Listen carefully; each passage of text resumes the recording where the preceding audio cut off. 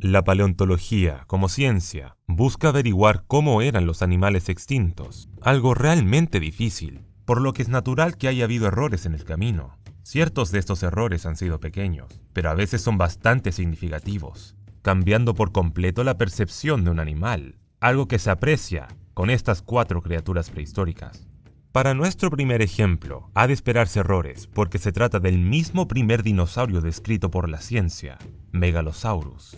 Cuando fue descubierto en 1824, ni siquiera existía la palabra dinosaurio, y como resultado de esta falta de conocimiento, las primeras ideas sobre la naturaleza de Megalosaurus fueron bastante toscas. Las primeras reconstrucciones y descripciones procedieron del paleontólogo inglés William Buckland, quien creía que se trataba de un lagarto cuadrúpedo carnívoro, del porte de un autobús escolar. De forma precipitada, añadió que incluso podría medir 2 autobuses, porque mientras asistía a una conferencia se enteró del descubrimiento de un hueso masivo que él atribuyó a Megalosaurus, aunque en realidad pertenecía a un iguanodonte, los cuales también fueron objetos de opiniones muy inexactas durante este periodo de tiempo. Además, pensó que Megalosaurus era semiacuático, viviendo entre la tierra y el mar. Por supuesto, poco a poco, a medida que se descubrían más fósiles y mejoraban los conocimientos sobre los dinosaurios en general, el verdadero Megalosaurus salió a la luz y era drásticamente diferente al descrito originalmente. En realidad, se trataba de un terópodo bípedo del Jurásico Medio, que no era anfibio y era mucho más pequeño de lo que creía Buckland, aunque para ser un terópodo del Jurásico Medio, aún era un carnívoro de buen tamaño, siendo uno de los más grandes que existieron durante este periodo. Claro, Megalosaurus no es el único dinosaurio que ha sufrido interpretaciones erróneas. Otro que también las sufrió fue Compsognathus. Hoy en día, los paleontólogos creen que este dinosaurio era un pequeño terópodo que poblaba las regiones costeras de las islas europeas a finales del Jurásico.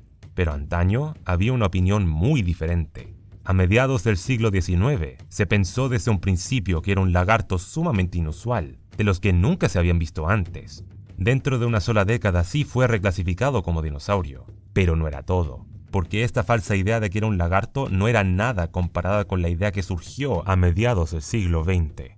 Durante esta época, se encontró un ejemplar francés, a diferencia del original que era alemán, y el grupo que lo encontró notó diferencias entre ambos. La primera distinción fue el tamaño, ya que el francés era más grande, pero lo que realmente les llamó la atención fue lo que parecían ser manos palmeadas, indicadas por la presencia de marcas de arrugas, y porque se consideraba que había vivido en un ambiente costero. Plantearon la hipótesis de que Compsognathus era en realidad un dinosaurio semiacuático con aletas en las manos, que utilizaría para impulsarse en el agua. A pesar de que hubo bastantes partidarios que apoyaron la hipótesis, no todo el mundo estaba de acuerdo, sobre todo el estadounidense John Ostrom, que encontró un problema con la conjetura. Afirmó que los brazos no estaban lo suficientemente bien conservados como para decir si tenían aletas, y añadió que las arrugas se extendían mucho más allá de los huesos, lo que para él significaba que solo eran patrones en el sedimento. En fin, estudios posteriores a lo largo de los años respaldaron las críticas de Ostrom, acabando con la hipótesis del Compsognathus con aletas. Sin embargo, aunque este error parezca grave, otros animales lo han tenido peor, en que sus identidades han sido declaradas incorrectamente, como se ha visto con Oculudentavis, un dinosaurio solo entre comillas. Esta diminuta criatura fue descubierta en 2020 y se convirtió en un éxito instantáneo, dado que el equipo que la encontró afirmó que no solo era un nuevo dinosaurio aviar, sino también el más pequeño que jamás haya existido. El descubrimiento era un cráneo preservado en ámbar, y su forma general es lo que llevó a los investigadores a creer que se trataba de un dinosaurio aviar que vivió durante el Cretácico. También especularon con que era un animal diurno y que habría tenido una mordida relativamente fuerte para su tamaño. Sin embargo, pronto quedó claro a partir de análisis que su cráneo no parecía el de un dinosaurio. Tenía un parche de piel escamosa cerca de la base, una característica poco común.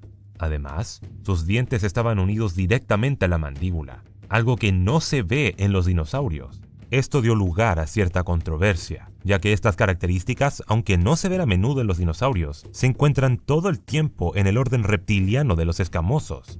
Luego se encontró un hueso del hombro, poniendo de relieve las similitudes con los escamosos y no con los dinosaurios. Y entre los miembros de este orden, se consideró que Oculudentavis estaba más cerca de los lagartos que cualquier otro miembro, por lo que pasó a ser un lagarto, y el grupo que había publicado su clasificación como dinosaurio acabó por retirar el artículo. No obstante, aunque los científicos están más seguros de que se trata de un lagarto, sigue habiendo misterios, puesto que es un lagarto muy poco común, y hasta ahora nadie ha sido capaz de averiguar a qué parte del grupo pertenece. En defensa de los investigadores que pensaron que esta criatura era un dinosaurio, ha habido otros errores del mismo nivel, algunos de los cuales han tardado mucho más tiempo en aclararse, como se ha visto con la carbonífera Megaracne. Esta araña fue descrita originalmente en 1980 por el paleontólogo Mario Hüniken, que se basó principalmente en el caparazón para su clasificación, ya que para él se asemejaba a los que se ven en las arañas, además de la presencia de lo que él pensaba que era un abdomen peludo y una boca parecida a la de una araña. Los restos sugirieron que esta araña medía unos 50 centímetros de pata a pata, convirtiéndola en la araña más grande que jamás haya existido, superando a la tarántula Goliath contemporánea. Este logro la hizo famosa al instante, pero ya entonces había algunos problemas con esta supuesta araña, de los que incluso Hüniken era consciente. Por ejemplo, su boca tenía un extremo ancho y redondeado, algo inaudito en las arañas, pero él simplemente lo consideró una característica extraña. Durante más de 40 años conservó su título de araña más grande de la historia, hasta que en 2005 se encontró un segundo esqueleto más completo.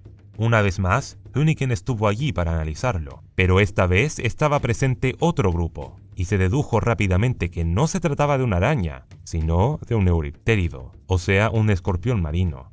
Esto aclaró las características inexplicables que nunca se habían visto antes en las arañas, aunque lamentablemente también significa que no era realmente la araña más grande, y tampoco lo suficientemente grande como para competir por el título de escorpión marino más grande. Eso sí, con la adición de nuevos especímenes, se ha convertido en uno de los escorpiones marinos más completos del Carbonífero, una hazaña impresionante por sí misma.